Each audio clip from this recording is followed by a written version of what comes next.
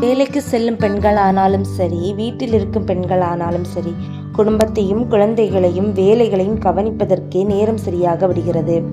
இப்படிப்பட்ட பரபரப்புகளில் ஆழ்ந்திருக்கிற பெண்கள் தங்களது உடல் ஆரோக்கியம் குறித்து பெரிதாக கவலைப்படுவதில்லை. சுவர் இருந்தால்தான் சித்திரம் வரைய முடியும். எவ்வளவு வேலைகள் இருந்தாலும் பெண்கள் தங்கள் ஆரோக்கியத்தில் கவனம் செலுத்த வேண்டும். வேலைக்கு செல்லும் பெண்களானாலும் சரி, வீட்டை நிர்வகிக்கும் பெண்களானாலும் சரி, முதலில் தன் உடல் ஆரோக்கியத்தை கவனத்தில் வைத்துக் கொள்ள வேண்டும். வீடியோக்குள்ளே போகிறதுக்கு முன்னாடி நம்ம சேனலை சப்ஸ்கிரைப் பண்ணாதவங்க சப்ஸ்கிரைப் பண்ணுங்க, பக்கத்தில் இருக்க பெல் ஐக்கானை கிளிக் பண்ணுங்க. அப்போ நான் போடுற வீடியோஸ் உங்களுக்கு நோட்டிஃபிகேஷன் வருவாங்க. வீடியோக்குள்ளே போகலாம். முதலில் கலோரிகளில் கவனம் செலுத்த வேண்டும். ஒருவருக்கு சராசரியாக ஒரு நாளைக்கு 2000 கலோரிகள் தேவை. இது ஒவ்வொருவரின் BMI அளவை பொறுத்து மாறுபடும். 30 வயதுக்கு மேற்பட்ட பெண்களுக்கு ஒரு நாளைக்கு 1600 முதல் 1800 கலோரிகள் தேவை. வயது அதிகமாகும் போது இந்த அளவில் ஆண்டுக்கு 7 கலோரிகள் குறைந்து கொள்ள வேண்டும். உணவு ஆலோசகரிடம் ஆலோசனை பெற்று BMI அளவை தெரிந்து கொண்டு அதற்கேற்ற உணவு பட்டியலை தயாரித்து சாப்பிட வேண்டும். இரண்டாவது, உடற்பயிற்சிக்கு நேரம் ஒதுக்க வேண்டும். வீட்டு வேலை, அலுவலக வேலை என பெண்கள் சுழன்று கொண்டிருக்கிறார்கள். இந்த அழுத்தங்களுக்கு மத்தியில் தங்கள் உடல்நலனை பற்றி கவலைப்படுவதே இல்லை. உடற்பயிற்சி இல்லவே இல்லை. கட்டாயம் பெண்கள் உடற்பயிற்சிக்கு நேரம் ஒதுக்க வேண்டும். வீட்டிலேயே எளிமையாக செய்யக்கூடிய பயிற்சிகளை கற்றுக்கொண்டு செய்யலாம். நடுத்தர வயது பெண்களுக்கு உடல் ரீதியான பல்வேறு பிரச்சனைகள் ஏற்பட வாய்ப்புண்டு. உடற்பயிற்சிகள் செய்வதால் உடல் எடை கூடுதல், இதய நோய்கள், சர்க்கரை நோய் போன்ற நோய்கள் வராமல் தடுக்கலாம். மூன்றாவது, உடல் பரிசோதனை முக்கியம். நடுத்தர வயதை தொட்ட பெண்கள் 6 மாதங்களுக்கு ஒரு முறை உடல் பரிசோதனை செய்து கொள்ள வேண்டும். குறிப்பாக மார்பக பரிசோதனை செய்து கொள்ள வேண்டும்.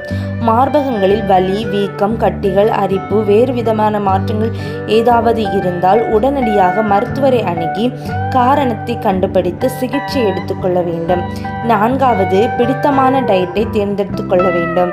நடுத்தர வயது பெண்கள் தங்களுக்கு வயதாகிவிட்டது என்ற மனநிலைக்கு வந்துவிடுகிறார்கள். அதனால் அழகு, ஆரோக்கியம் குறித்து பெரிதாக கவலைப்படுவதில்லை. ஆரோக்கியமாக இருந்தாலே அழகுதான். சரியான வயதில் உணவு நிபுணர்களிடம் ஆலோசனை பெற்று தகுந்த டயட் உணவுகளை சாப்பிட தொடங்கினால் ஆரோக்கியமாகவும் இருக்கலாம், அழகாகவும் இருக்கலாம். ஐந்தாவது, அதிக நேரம் உட்கார வேண்டாம்.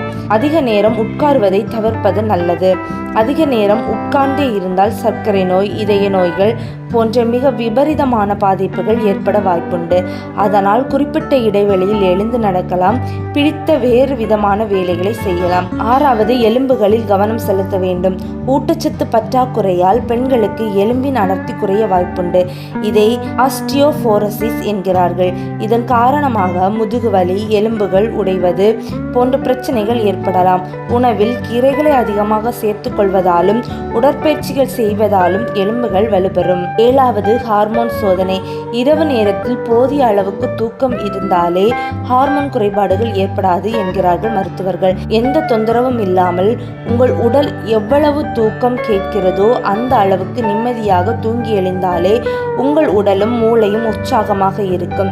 ஹார்மோன்கள் சரியான அளவு சுரக்கின்றனவா என்பதை குறிப்பிட்ட கால இடைவெளியில் சோதித்துக் கொள்வது நல்லது. பிரச்சனை இருந்தால் அதற்கான சிகிச்சையை எடுத்துக்கொள்வது நல்லது. எட்டாவது, தண்ணீர் குடிக்க வேண்டும். காலை எழுந்தவுடன் முதல் வேலையாக தண்ணீர் குடிக்க வேண்டும்.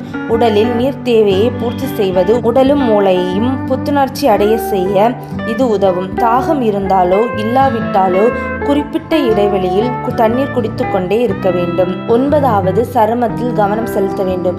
30 வயதை கடக்கும் பெண்களின் சரும நிறத்தில் குறிப்பிடத்தக்க மாற்றங்கள் நிகழும். வயது அதிகமாக தோலின் எண்ணெய் சுரப்பு குறைந்து கொண்டே வரும். அதனால் தோல் வறண்டு போவது, சுருங்குவது போன்ற பிரச்சனைகள் ஏற்பட்டு தோற்றத்தில் மாற்றங்கள் ஏற்படலாம். குறிப்பாக கண்களுக்கு அருகிலும் முகத்திலும் சுருக்கங்கள் ஏற்படும். தோல் செல்களின் உற்பத்தி மந்தமாகிவிடும். வருடத்திற்கு ஒரு முறையாவது தோல் நோய் நிபுணரிடம் சோதனை செய்து கொள்வது நல்லது. 10வது, திட்டமிட்டு செலவு செய்ய வேண்டும். குடும்பத்தில் ஏற்படும் பொருளாதாரம் சார்ந்த பிரச்சனைகள் உடல் ஆரோக்கியத்தை கெடுக்கும் என்கிறார்கள் மருத்துவர்கள். உயர் இரத்த அழுத்தம், மனசோர்வு, தூக்கமின்மை, உடல் எடை கூடுவது போன்ற பிரச்சனைகள் வரக்கூடும். வருமானத்துக்கு தகுந்தபடி திட்டமிட்டு செலவு செய்தால் நிம்மதியாக இருக்கலாம், மன உளைச்சலையும் தவிர்க்கலாம். Thank you friends. இந்த வீடியோ உங்களுக்கு யூஸ்ஃபுல்லாக இருக்குது நம்புகிறேன். இந்த வீடியோ உங்களுக்கு யூஸ்ஃபுல்லாக இருந்தால் அவங்க ஃப்ரெண்ட்ஸ் அண்ட் ஃபேமிலிக்கு ஷேர் பண்ணுங்கள். அண்ட் கமெண்ட் பண்ண மறந்துடாதுங்க. சப்ஸ்கிரைப் பண்ணவும் மறந்துடாதுங்க.